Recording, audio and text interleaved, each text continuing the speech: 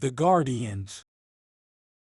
The explanations of the spiritual world of light. From explanations number 31.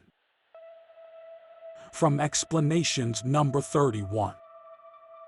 The Divine Master has told you through his teachings that he has not come to officiate like a minister, that he has not come to practice any ritual, nor celebrate any ceremony. He has reminded you that, in the second era, he gave the world an example by not erecting altars nor lighting candles, or him singing. 4. When he selected his 12 disciples, he did not use consecrated oil to anoint them, but by simply contemplating their preparation and seeing that they recognized him, he said to them, "Follow me," and that was enough. 5. Neither did the disciples of Jesus practice rituals or ceremonies, nor did they have a place to indoctrinate. They spoke the same in some small square as well as the portico of a building, or along the road, a riverbank, or in the desert. The place was indifferent to them, because they knew that the Spirit, wherever he may be, as within the temple of God, that the divine sanctuary is the universe, that the interior temple is the heart, and for them that was everywhere. Everything was a sanctuary, everything was the pathway. 11. In the second era, Jesus never baptized with water. He did not celebrate that ritual. He said, "John baptized you with water, but I come to baptize you with the fire of my Holy Spirit, with the fire of the Holy Spirit." 12.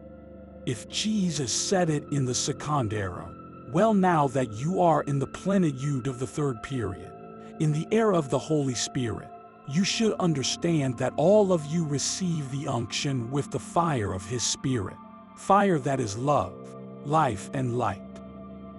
13. Do not submit to rituals, nor expect the Master to officiate as if he were a minister or a priest. 17. When it pertains to a marriage, exempt yourselves from ostentations and traditional dress, thus giving with it a testimony of your progress in the spiritual work of the Father. Do not carry contemplates a couple and imparts to them whatever is his will, without the necessity of worldly things and without any intervention in such a solemn act. 20. And so in like manner, the things, the waters, and coins. Forgive my spirit for going into such material things, but it is necessary. Those things belong to the past, and now must render to the Father a worship that is close to spirituality, and that your deeds within the divine work may called spiritual. You have the capacity of rendering an elevated worship to the divinity. Your spirit, in this third era, no longer needs such ceremonies to give validity to an act.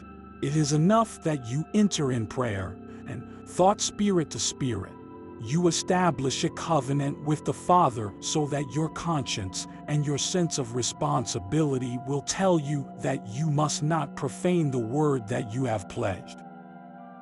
24. You have no need of witnesses, rituals, or worldly commitments in your lifetime to give strength to those sacraments. 28. How many concepts and how many dogmas will the theologians have to rectify because of the revelations of the Holy Spirit? 29. Because it will not be man who will clarify to humanity all the mysteries, but rather it will be the Holy Spirit, the Spirit of truth, who will do it, just as the Divine Master promised in second era.